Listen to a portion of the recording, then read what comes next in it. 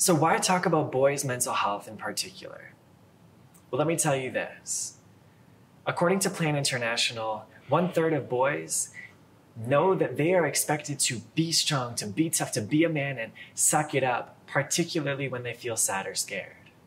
82% of boys have heard another boy be told, "You're acting like a girl." According to the Global Boyhood Initiative, 3/4 of boys feel pressure to be strong.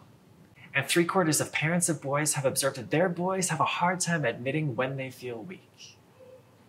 So what we can see is that there's a dominant narrative of what it means to be a man, and that's impacting whether or not boys are asking for help.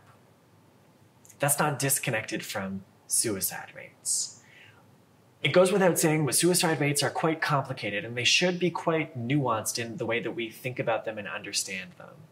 What we have to work with are the numbers and the binary numbers represented by Statistics Canada.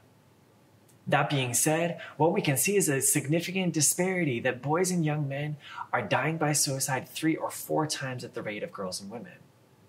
That's not disconnected from what a researcher called, quote, the cultural machinery at work in the lives of boys.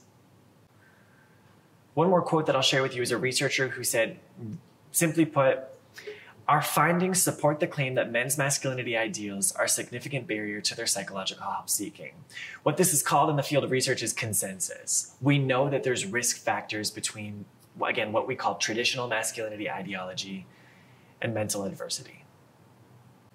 To give you an idea of what this looks like more tangibly, I want you to think about what shows up if you look up men's mental health on YouTube.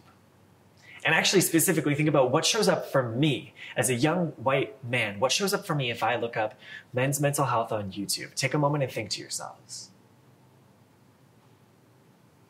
There are dominant influencers who are presenting a single narrative of what it means to be a man. One of them you might have heard of is David Goggins. And he's certainly present in the algorithm when I look up men's mental health online.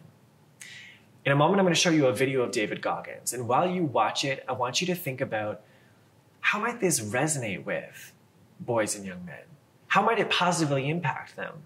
What parts of it are useful? And at the same time, I want you to think about, how might this video or this kind of narrative harm boys and young men? Watch the video, then have a breakout discussion together.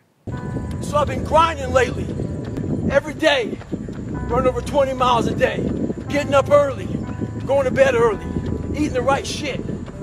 This last week, it started taking a toll on me.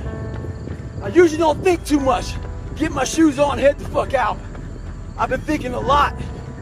That internal voice has been talking to me, talking about, "Oh man, you're tired." Looking at my shoes about 30 minutes before I put the motherfuckers on, pushing back the time of that I go out to go run. So I decided to tape record myself. That internal voice I put on tape. Sounds like a straight bitch when I listen to that motherfucker. So if you ever have a hard time out there, tape yourself. Listen to what kind of bitch you're being. Stay hard.